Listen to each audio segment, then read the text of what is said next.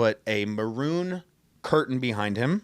He had the SM7B that Rogan has. He even has the same boom stand and the same headphones, and he's looking at the same angle that they showed the guests for Rogan.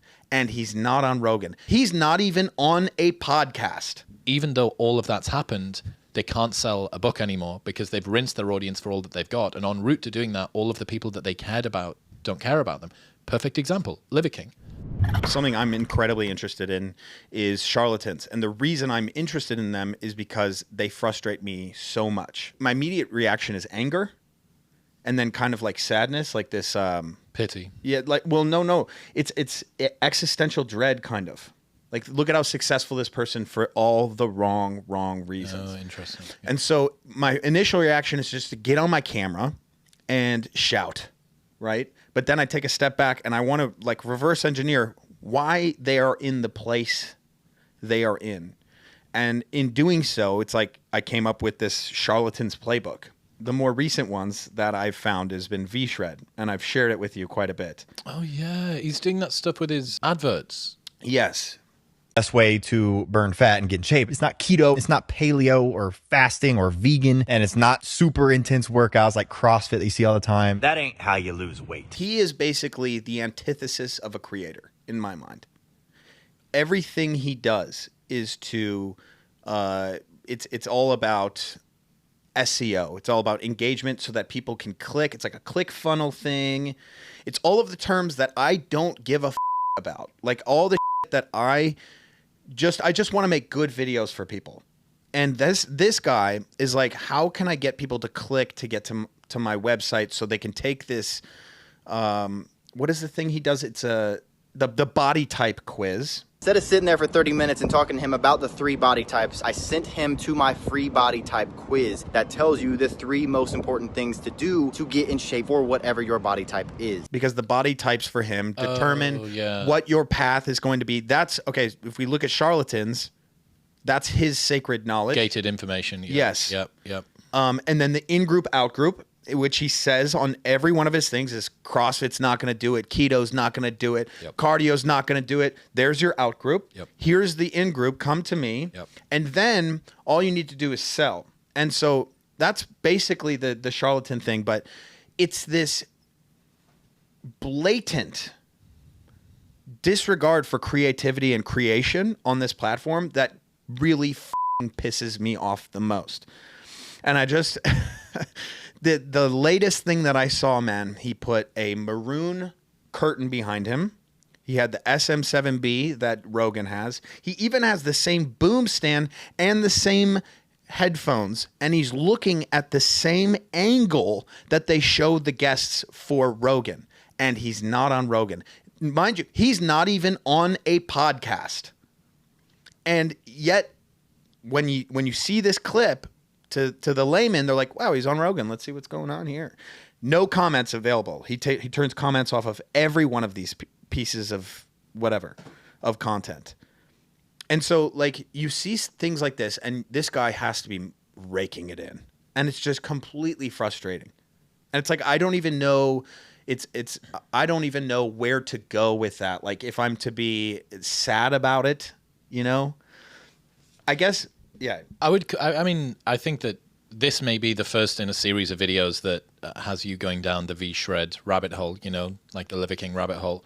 But a lot of people have had a bunch of problems with him for a long time. I'm not super familiar with everything that he does, but I know that he seems to have made some pretty outrageous claims, that he does the in-group, out-group tribal stuff. One thing that I would say that I've been considering a lot recently is it doesn't matter how much money you make. If you lose your status en route to making the money, you're going to be miserable. Because a lot of guys can have tons and tons of money and no respect from any of the people that they respect, and all of the money in the world doesn't mean anything. But can I challenge that? Mm-hmm. Because we see that all the time. We see people love people for having money. Like at the Liver King. Who that you respect in the fitness industry? I know, not that I respect. But who that anybody respects in the fitness industry respects V-Shred? Nobody. Right, that's my point. Right.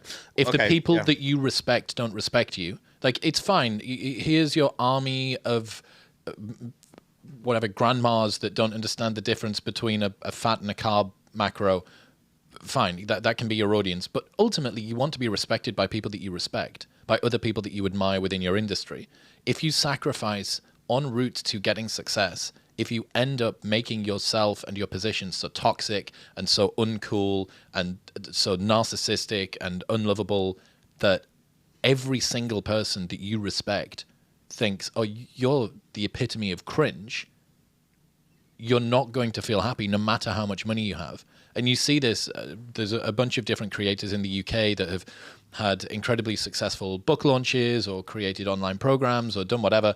And even though all of that's happened, they now can't sell out a live show. They can't sell a book anymore because they've rinsed their audience for all that they've got. And en route to doing that, all of the people that they cared about don't care about them.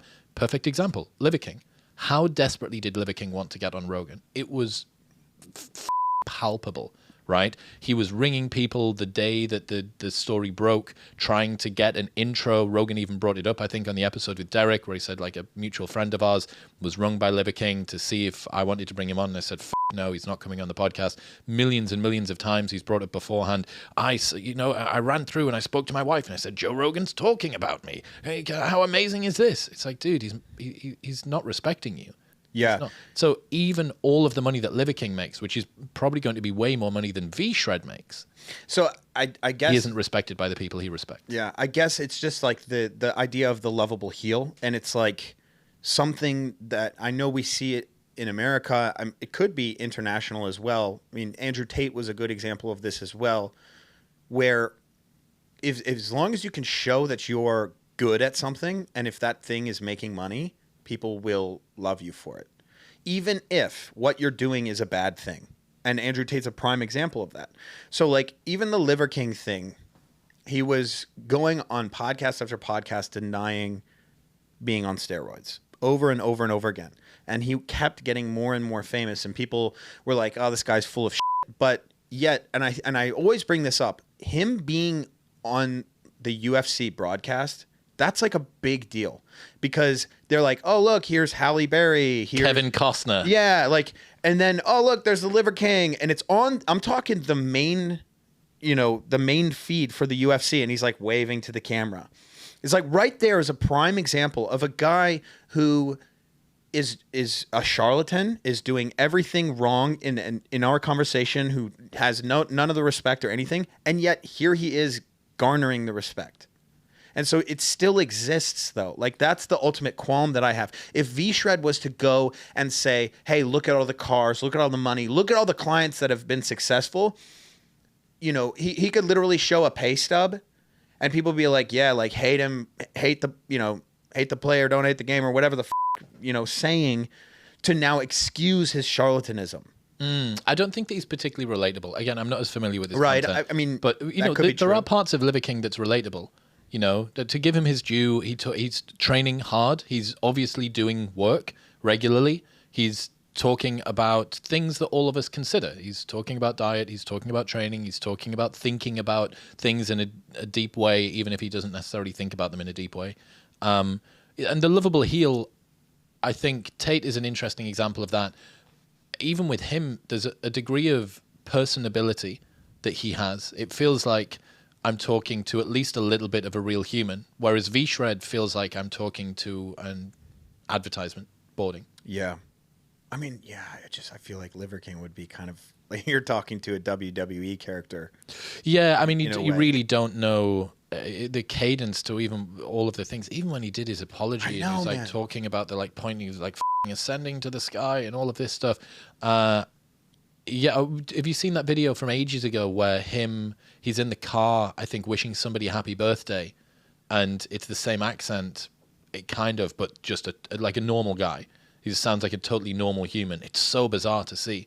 Him, like, it's less character? Oh, there's no character. It's just him being totally normal. I would have loved that. Yeah, it's floating around on the internet. But I'll tell you this much. If he does go natty, which he said he was going to, on Schultz, you know, fool me once, shame on me, fool me twice, shame on you type of thing.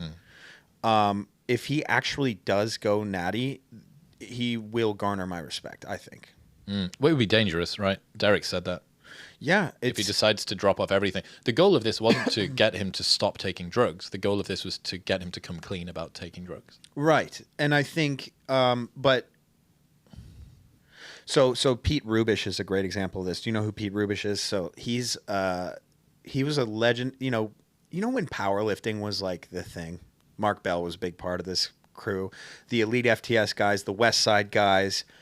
It was a really kind of cool time of the internet where a lot of our information was from powerlifters who started to geek out on training and getting really, really strong. And the numbers kept going higher and higher and higher. It's kind of tapered off a little bit. But Pete Rubish was one of these guys that there's a really great video. It's him building, it's his deadlift over time in his mom's basement. And there's a point where he starts taking drugs and these numbers start going crazy.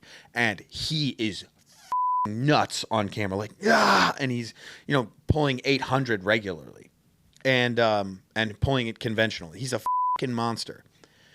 And Pete and I now have become really good friends because he has gone completely natural. From a guy that abused the out of drugs for a long time to have gone completely natural. And everyone's like, man, just take TRT. You'll be fine. His he posted on Instagram. It was really cool. I just said, Pete, you're amazing, like on it. Because he posted his testosterone level and then he posted his meet that he competed in.